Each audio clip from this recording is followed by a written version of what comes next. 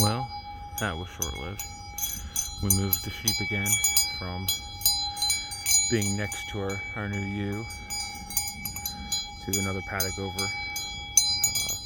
Same day we moved the ewe. They lasted maybe a couple hours. And that's mostly because they ran out of food. I should have looked a little closer before I came up with that plan. So she's still over there. She can see them over here. You zoom out a little bit, you can see that transition a little better. She's over there. They're over here.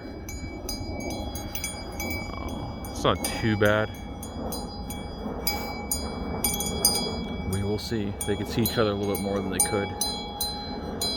The first move, first time they came over, because they were a paddock away, but there was a bunch of bushes and stuff between them, and you couldn't really tell. They could just baa at each other and hear the other sheep on the property.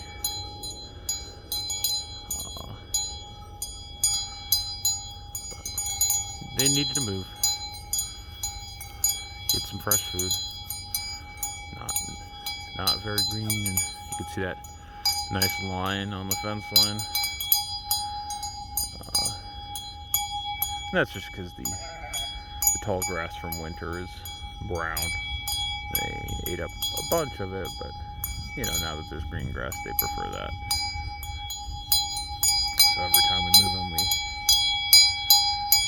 we eat up the green grass and leave behind the brown, and we get these nice crisp lines on the fence line. And then it grows back pretty quickly. It's spring. So, they were over there not too long ago. Moving around. And then we'll eat this stuff. Which they love. Get them into the woods a little bit. Not too much. Just essentially just behind this pine tree. You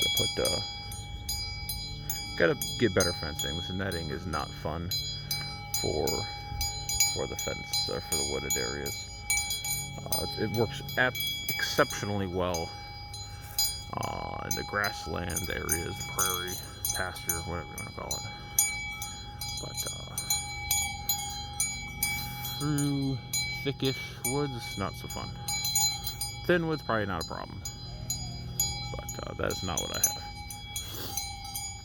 At least not on the edges.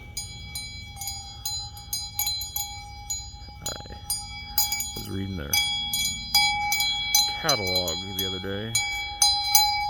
They make essentially the same fence I use here, but with a braided line instead of the twisted pair sort of thing. It's not a pair, there's several strands, but it's just loosely twisted together, which is their standard netting. Supposedly, the braided stuff, which I think is their pro line, will last longer, but it snags a lot less. So you're less likely to get it snagged and break a conductor or break a line, which has happened to us a number of times. There's a lot of conductors in the fence, so usually it's not a big deal. And you can always patch them, but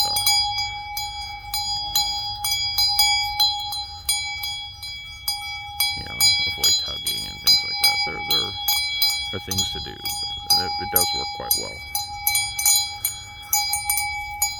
I'm still not sure the braided one is snag-free enough to get through forest. I feel like the net itself would get stuck, even if the individual strands didn't. I thought very heavily about doing just like a 3-wire or 3-strand rope fence, but I'm sure it'll keep these sheep in. As long as they're fed, these sheep will stay wherever I put them.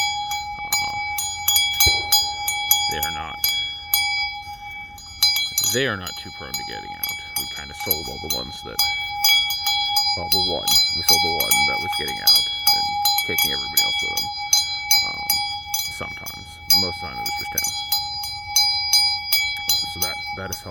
tremendously. And our jumper, she went away as well. So we've lost our jumper, and our the guy that goes under weasels through things. And now we're left with sheep that just stay. They're happy. They're happy to be contained. They're safe.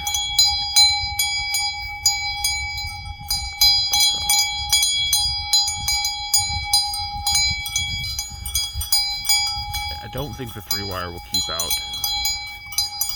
predators as well.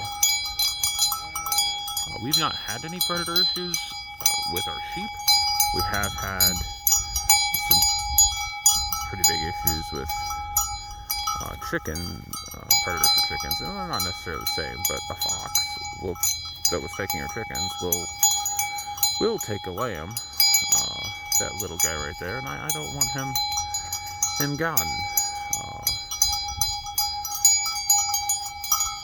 So I'm inclined to stick with what we've been doing and what works until we put in I think we're going to put in a perimeter fence. We've been talking about it for quite a while now.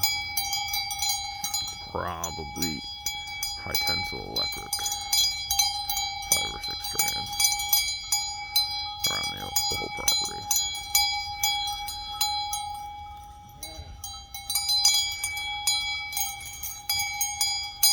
There.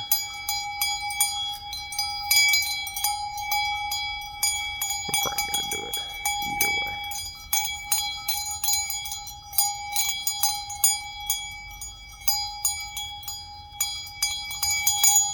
But we'll see.